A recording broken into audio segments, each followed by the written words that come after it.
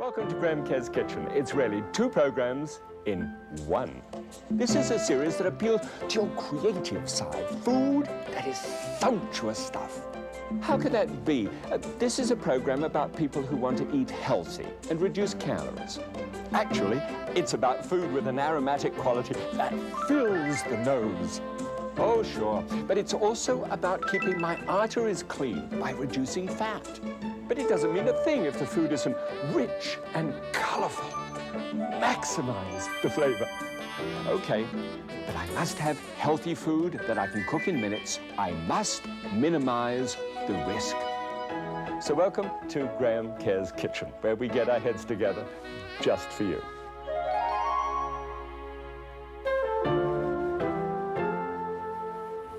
Hey, I am so thrilled that you're there because this could be a perfect 10. You know, when they dive in the Olympics and then hardly break the water with a ruffle and everybody goes 10 like this. Well, this could be one of those programs. It's awfully stupid of me to say that before I even begin, but roasted vegetables, the savor of it all, the roasted garlic, the shrimp, the scallops in there. I mean, just all turned into a lemon. Linguine, I mean, you can't really go wrong. I'll tell you how I actually got to know about it. You know, we send out these forms, which are individual food preference lists, and we sent out 10,000 of those. We got back marvelous ideas. And they're really ideas because they're real people, just like you, who've got real memories about wonderful food that you just adore, and you put down all the special things that you like. Well, today, let me introduce you to Lars. Now, Lars Reisdal is, guess what, with an L-A-R-S, guess where he's from? Norway. He's 100% Norwegian. His mum and dad were there. He's first-generation American. He has a phrase which says, stop, look, listen. That's the way he likes to refer to food. He's a great food man because he said to me, I have never cooked the same thing twice. And I know, Lars, what that's like because I'm having to invent and create things all the time, and so I know what that's like. But gee whiz, to be able to say that. And your wife became vegetarian first, Linda, and humanitarian reasons, and then you leapt on the bandwagon, apparently. You're a VV, though, I think you are. I call that a virtual vegetarian. You just like to throw a few things in now and again. I understand. Okay, well, let me have a look at your list because it's a very interesting one. Your national cooking stars, Southeast Asian you like, French, USA Northwest. Hey, thanks for that, by the way, that's the first one. Cooking methods, barbecuing and broiling, and that certainly comes up in this dish you suggested. Garbanzo corn ravioli. Hey, invite me round. I mean, I would like to taste that one. That sounds wonderful. Seasonings, marjoram, well, oregano really, but it's marjoram linkage there. Cayenne, all right. A little bit of a hot taste in the mouth too. Shellfish you like, so we're going to do it with shellfish. Dried cherries. Now, I couldn't get dried cherries into the dish anyway, but as I understand, thing with you putting dried cherries on everything at the present moment. Red bell peppers, and you love roast garlic, vinegar, pastas. So I think you'll notice when we get the dish together that you've got a pretty strong influence in what's going to happen today. Come on through.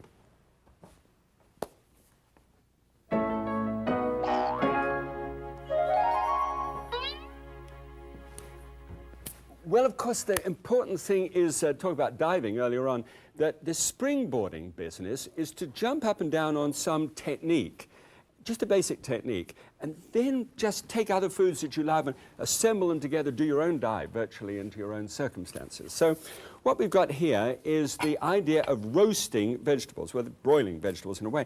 In the old days, it used to be spear it, and it still is, I suppose, spear it on the end of a fork, and if you've got a gas stove, just turn it around on the gas stove and blisters the skin so as to be able to get the skin off. But it also, at that heat, changes the quality of the flesh of the vegetable itself. It caramelizes it. Now, what you could do, instead of having to go through that business, it's rather like a marshmallow, you know, at the camp, don't do it that way. Just chop the top and bottom off, and although I got a large top and bottom off there, that's okay, because I'm going to use the top and bottom for something else. Then just run the knife blade around. Because you're cutting towards you, be very careful when you do that. But just shear off the large fleshy pieces, okay? You've got a nice flat pepper like this, very good in season, and I'll tell you how to take care of them when they're out of season. You can freeze them, actually. Just cut those into flat pieces, like that. Now, since it's the outside of the skin you want to affect, then you sort of deal them like a pack of cards. Just lay them out on top of there on the broiler rack, and then put those underneath broiler. Now, I've got a couple of red ones, well, 3 red ones and 3 yellow ones, small ones, you know. And put those about 4 inches away from the broiler. Put the lid to, and here. Now, these are the ones that are done. And you know they're done when they blister black on the outside. And they really do. They really burn, you know, because you can't get them actually going to the level that they need to go for quality until they are done just like that, you know, really dark. Now, what you do is you take them straight from the broiler whilst they're hot and steaming and just drop them into the bag. Now, when they're in the bag, what happens to them there is that they literally virtually steam cool. But they steam cool with that closed feeling that they've got. And what happens is that you get a piece like this one. This is well and truly black, isn't it? And you just press it down and move your fingers around and pull it back. You can actually have the most wonderful pieces of pepper, of roasted pepper. Okay, put that on one side. And by the way, if all of that seems like too much for you, because this is such a simple recipe, this is an unsolicited testimonial. I've never met this gentleman, but these are fantastic. Made in California. They've even got the little charred bits on it. Very reasonably priced, you know, really competitive. And when you can't get, because they're very expensive peppers, get that. Okay, now let's see how those roasted vegetables get on the menu. Today on Graham Kerr's Kitchen, linguine with bay scallops and shrimp. A wonderful pasta dish in an extremely bright, aromatic, scallop-based medley of roasted vegetables. Okay, Lars, come on, let's have a go at it. Thanks very much for the idea, by the way. Zucchini. Now, the peppers, when they're roasted, they can go in, and they take about 20 minutes to be able to blister like that. Well, it really depends upon how strong your broiler is. But zucchini shouldn't take more than 10 minutes. And so what you do is you simply cut the zucchini at the ends off like that, and then just pop them onto a broiler rack. And again, always making sure there's air circulation underneath.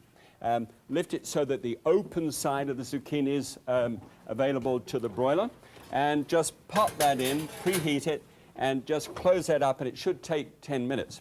I've got one of those convection oven things, so that means that it's a convection broiler so that you can actually close the door. It does it quite well. Okay, good.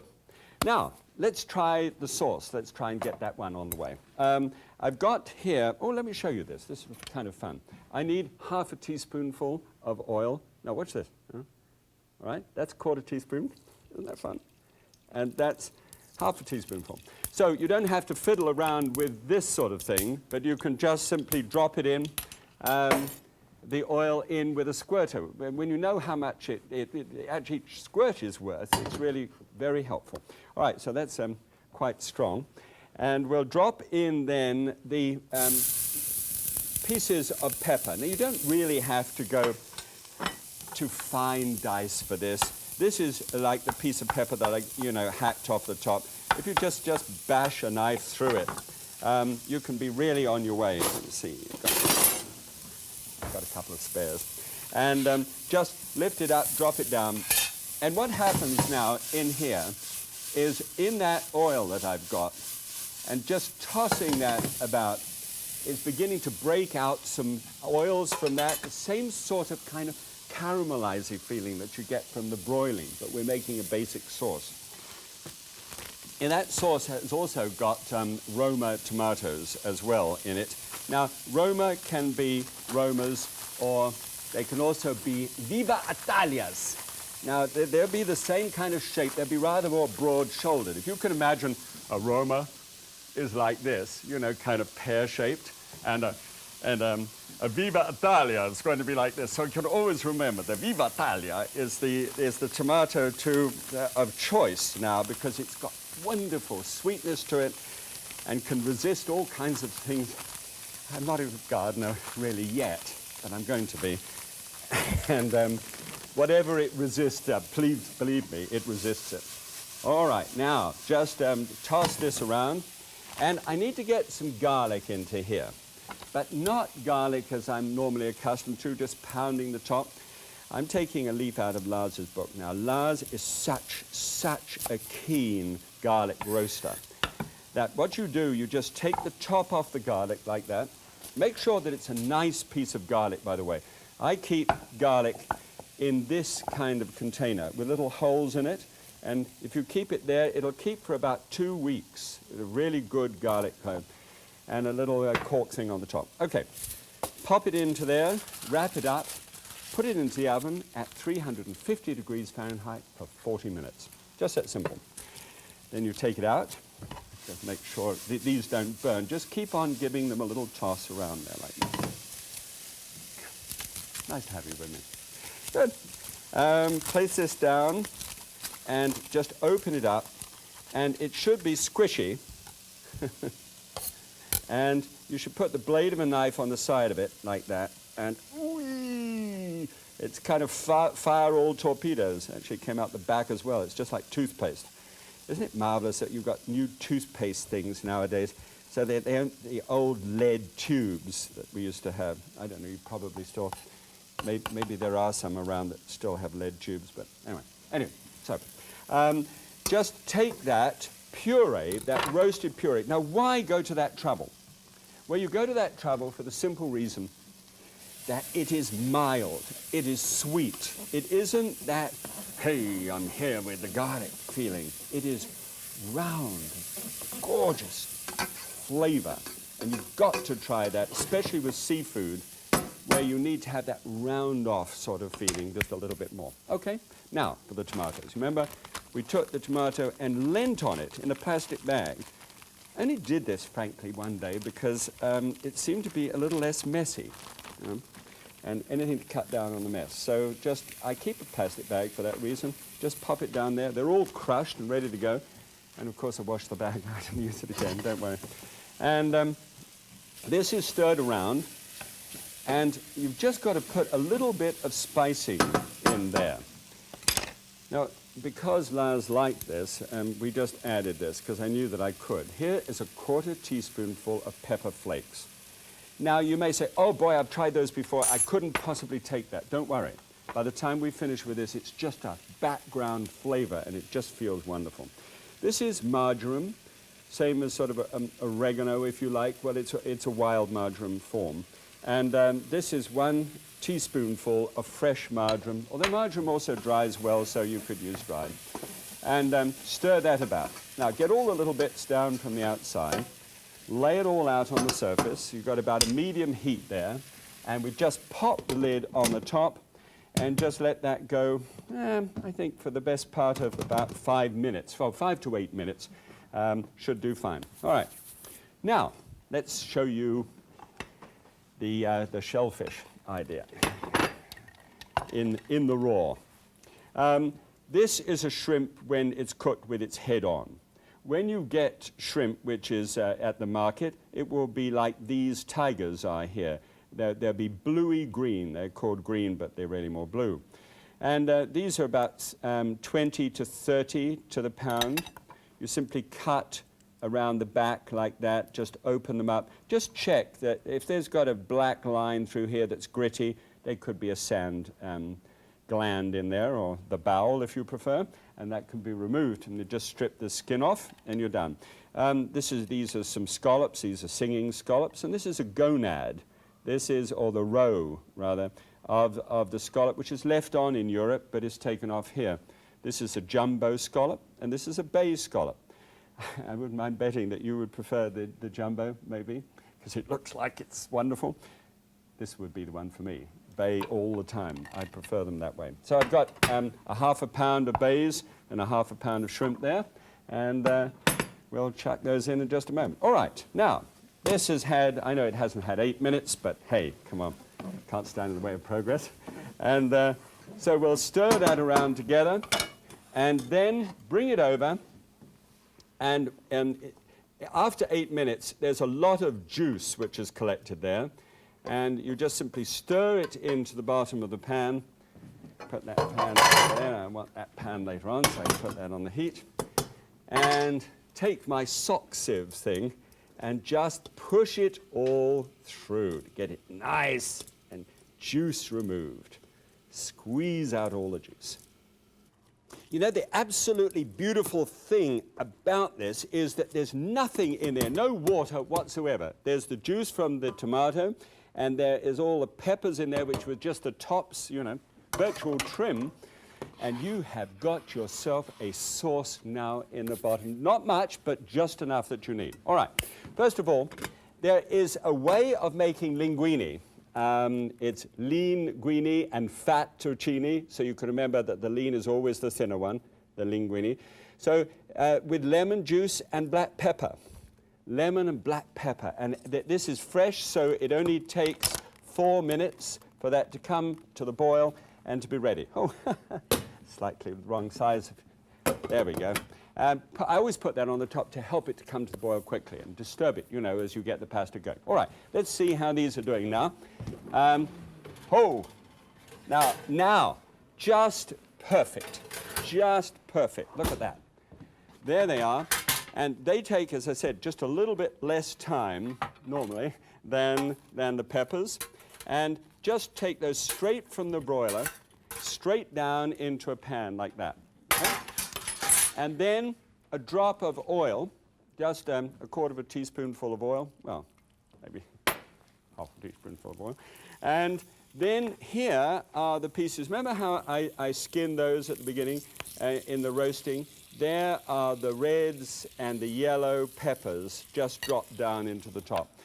And you know, quite apart from the fact that they've got that absolutely fabulous flavor to them because of the caramelizing of the sugars in it, they have also got a kind of slippery smooth. Now, I know that doesn't sound nice, but this is lusciously smooth, beautifully, lusciously smooth feeling to them. All right, now those are in the pan, they're heating up. Put a lid on the top of those. Just make sure that it isn't outrageously high. There we go, just drop that down a little bit there. This has just come to the boil, so always try and lift the lid before it boils all over the stove. And just get this on the heat just a little bit more here because I want to thicken that in just a second. All right. Now, here you don't put the scallops, the bay scallops particularly, and the shrimp in at the same time. Where did I put the thing? A quarter teaspoonful of oil. What you do is you just shoot the shrimp in first. There's just half a pound of those, and of course they're medium-sized ones. I've got one piece of scallop, happened to find its way in there. Gregarious thing, scallop. And so we just toss those together in the pan. You see how they're going red, right, just before your very eyes. That's neat. Okay, so those are going nicely. And here is the sauce. So with the sauce, you just take half a teaspoonful. It's almost minuscule. You think, come on, Graham, you know, what's the point? Half a teaspoonful of arrowroot is added to the sauce. And it's remarkable. I mean, truly remarkable. You just take it away from the heat, always, otherwise you make dumplings. And what happens to this, it helps the sauce to hang together. Gives it a bit of a gloss, which is very good indeed when you're dealing with pasta. All right, now those are going nicely. Just keep tossing those over the top. And now about this stage you can add the scallops, because now they're going to cook just to the right degree together. Whistled around the pan. Actually singing around the pan, one should say, because of the singing scallops. I love that sound of singing scallops. All right, a quarter teaspoonful of dried dill. Dried because it has so much more pungent glory to it. And just a half teaspoonful of lemon juice, just pushed over the top there. And they're almost done. I mean, literally 2 minutes. So let's just take the the pasta here, just pour off a little of the water first of all, and then drop the rest of that into there. So now that gets to strain, all right? So the water comes away from it, and you can pour that water off. Sometimes I use the warmed bowl in order to be able to, you know, get it all ready. Sauce is ready, this is ready, that's ready. Hee! And all I need is a warm plate. This is such a simple thing to get together, and if you want to, you know, cut some corners, you know how to cut the corners? Simple. Just buy, you know, the peppers already done. All right. Now, just get the pasta up here, a nice big, perhaps it's a little too much. No, there we go. That's about right.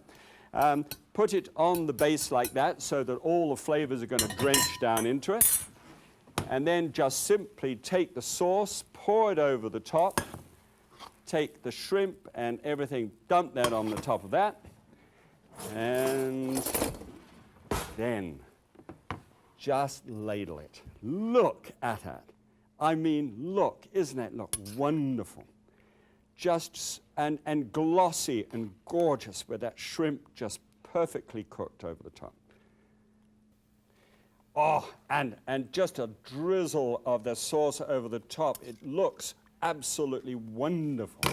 And what you can do is just a little drop of balsamic vinegar, just a little bit on the top, just like perfume. Come on, see how it eats. Now, oh, the smell of this is just gorgeous. I'm going to compare this with a linguine with a very interesting scallop sauce, which was in one of the major magazines, and we wanted to compare that with something, with peppers. And ours came in at 428 calories versus 748, so it's down a few hundred. 5 grams of fat. How about that, Lars? And less than 1 gram of saturated fat, which means it's a 10%er, which is great stuff for people to eat. 71 on cholesterol, right down on sodium, and also on carbohydrate as well. Good stuff. I mean, really good stuff. And there, the shrimp, just to spear a little piece of them. Oh, that is so good. Please try it. The whole principle here is the food that you love for the people you love. Springboarding.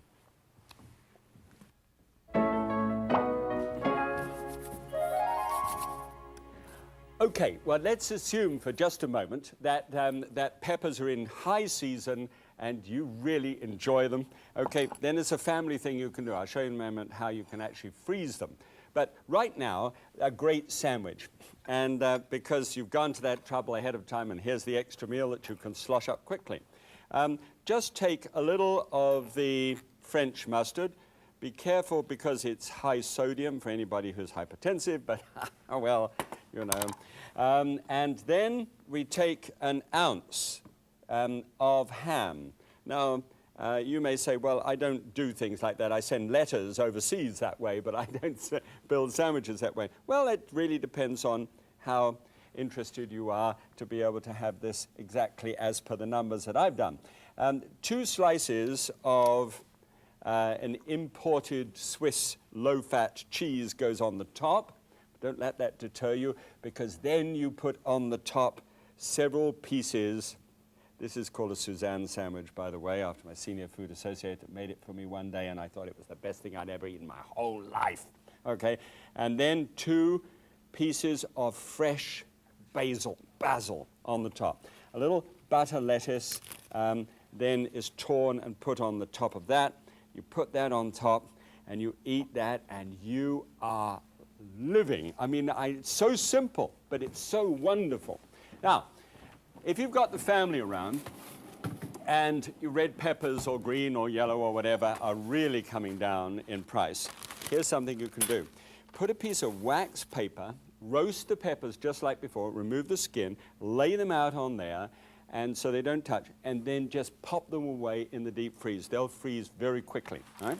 And then slide them into a bag, and it's fantastic, you know.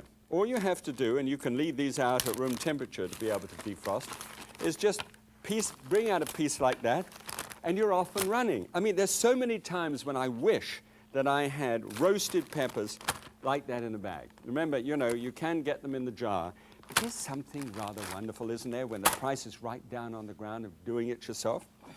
Now, I have wanted this one all day. I'm just thinking about this. The whole business of great sandwiches is to have a wonderful series of flavors. Look for a moment, would you, at the inside of that? A little ham, a little cheese, that's low-fat ham and low-fat cheese, a little pepper, and just a little bite. Do you mind? Best sandwich there ever was. God bless. Bye. Well, Lars, Linda, fantastic. Linda, so glad that you gave him the push to be a virtual vegetarian. Marvelous food. Okay, now the washing up. God bless.